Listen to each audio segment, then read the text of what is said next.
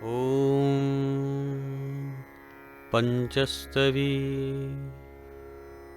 ॐ अथ लघुस्त्वः प्रथमः। ॐ नमस्त्रिपुरसुन्दर्यै।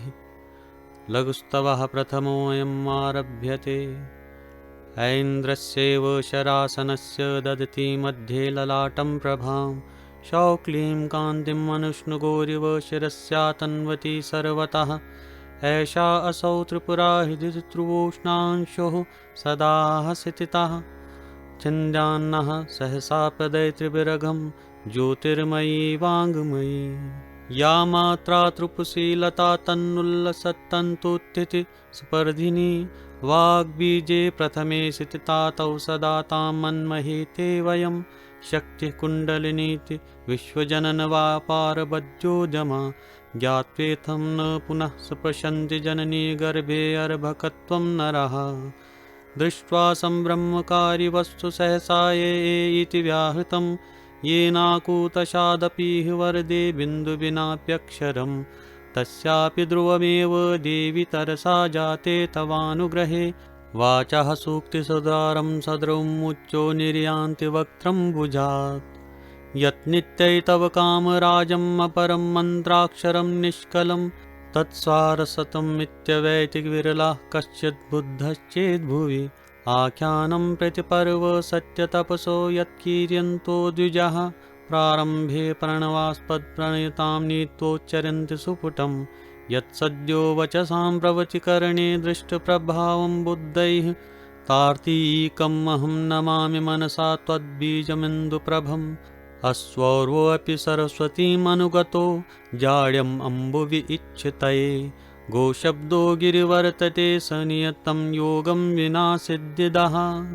एकैकं तव देवि बीजमनघं सव्यञ्जना अव्यञ्जनं। कूटस्थं यदि वा पृथक् क्रमगतं यद्वा स्थितं व्युत्क्रमात्। यं यं कामम् अपेक्षं येन विधिना केनापि वा चिन्तितं। जपतं वा सफलीकरोति सहसा तं तं समस्तं नृणाम्। वामे पुस्तकधारिणीमभयदां साक्ष्यसृजं दक्षिणे। भक्तेभ्यो वरदानपेशलकरां कर्पूरकुन्दोज्ज्वलाम्। उज्जम्बुम्बुजपत्रकान्तनयनस्निग्धप्रभालोकिनीं। ये त्वामम्ब न शील्यन्ति मनसा तेषां कवित्वं कुतः। ये त्वां पाण्डुरपुण्डरीकपटलस्पष्ट अभिरामप्रभां।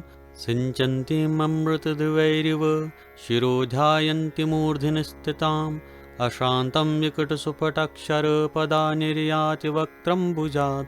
तेषां भारति भारती सुरसरितकल्लोलोर्मिवत्।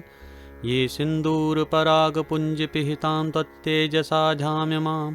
ऊर्वीं चापि विलीनयावकरसप्रस्तारमग्निमव। पश्यन्ति क्षणमप्यनन्यमनसस्तेषं मन्नङ्गज्वरः कलान्तात्रस्तकुरङ्गशावकदृशो वशया भवन्ति सुपुटं। चञ्चत्काञ्चनकुण्डल आबद्धरामाबद्धकाञ्चीसृजं। ये त्वां चेतसि तद्गते क्षणमपि ध्यायन्ति कृत्वा स्थितिं। तेषां वेषमसुविभ्रमः स्फारी भवन्त्यश्चिरं। मादत्कुञ्जरकर्णतालतरलः स्थैर्यं भजन्ते श्रियः। अर्भट्या शशिखण्डमण्डितजटाजूटनृमुण्डसृजं। बन्धूकप्रसवारुणम्बरधरां प्रेतासन्नाध्यासिनीं। त्वां ध्यायन्ति चतुर्भुजां त्रिनयनामापीनतुङ्गसतिनीं। मध्ये निम्नावलित्रयङ्किततनुं त्वद्रूपं संवितये। जातोऽप्यल्पपरिच्छिदे क्षितिभुजां सामान्यमात्रे कुले। निःशेष्य अवनिचक्रवर्ती पद्भीं लभद्वा प्रतापोन्नतः। यद्विद्याधरवृन्द वदन्ति श्रीवत्सराजोऽभवत्। देवि त्वचरणाम्बुजप्रणितिजः सोऽयं प्रसादोदयः। चण्डि त्वचरणाम्बुजार्चनविधौ बिल्लवीदलो लुण्ठन् पृच्छत्कण्टककोटिभिः। परिचयं येषां न जग्मुःकरः। ते दण्डाङ्कुशचक्रचापकुलश्रीवतस्य मतस्सङ्कितैः। जायन्ते पृथ्वीभुजः कथमिमाम्भोजप्रभैः पाणिभिः। विप्राः शोणिभुजो विशसद्यतरे श्रीराज्यं मध्वा स्वैः त्वां देवि तु पुरे परापरमयीं सन्तपर्यपूजाविधौ यां यां प्रार्थ्यते मनः सिद्धिर्धियां तेषां त एव ध्रुवं तां तां सिद्धिं वाप्नुवन्ति तरसा विघ्नैर्विघ्नीकृताः। शब्दानां जननी त्वमत्र भुवने वाग्वाग्नित्युच्यसे त्वतः केशवासौ प्रभृत्योऽप्यविर्भवन्ति सुपुटं लीयन्ते खलु यत्र कल्पविरमे ब्रह्माजस्तेऽप्यमी सा तं कदाचिन्त्यरूपमहिमा शक्तिपरा गीयसे देवानां त्रितयं त्रयी हुतभुजां शक्तित्रयं त्रिसरास्त्रैलोक्यं त्रिपदी त्रिपुष्करमथो त्रिभ्रमवर्णास्त्रयः यत्किञ्च जगति त्रिधा नियमितं वस्तु त्रिवर्गात्मकं तत्सर्वं त्रिपुरेति नाम भगवत्यन्वेति ते तत्त्वतः।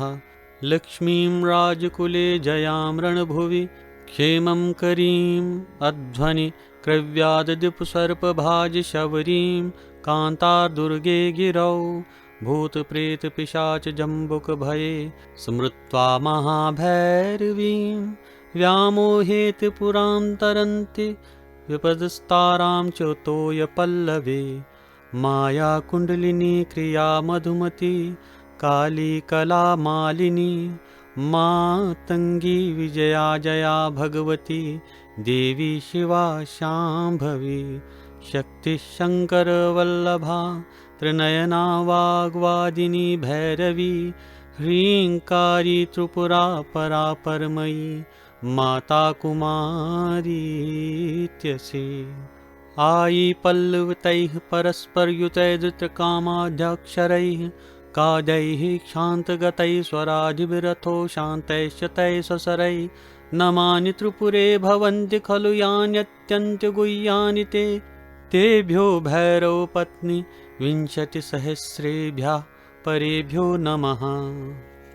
बोधव्या निपुणं बुद्धैस्तुतिरियं कृत्वा मनस्तद्गतं भारत्या त्रिपुरेत्यनन्यमनसो यत्राद्यवृते सुपुटम् एकद्वित्रिपदक्रमेण कथितस्तत्पादसङ्ख्याक्षरैः मन्त्रोद्धारविधिर्विधिर्विशेषसहितः सत्सम्प्रदायान्वितः सावद्यं निर्वजम् अस्तु यदि वाक्यं वा नया चिन्तया नूनं स्तोत्रमिदं पठिष्यति नरो यस्यास्ति भक्तिस्वतये सञ्चित्यापि लघुत्वात्मनि दृढं सञ्जायमानं हठात् त्वद्भक्त्या मुखरीकृतेन रचितं यस्मान्मयापि सुपुटम् इति श्रीपञ्चस्तव्यां लघुस्त्वः प्रथमः।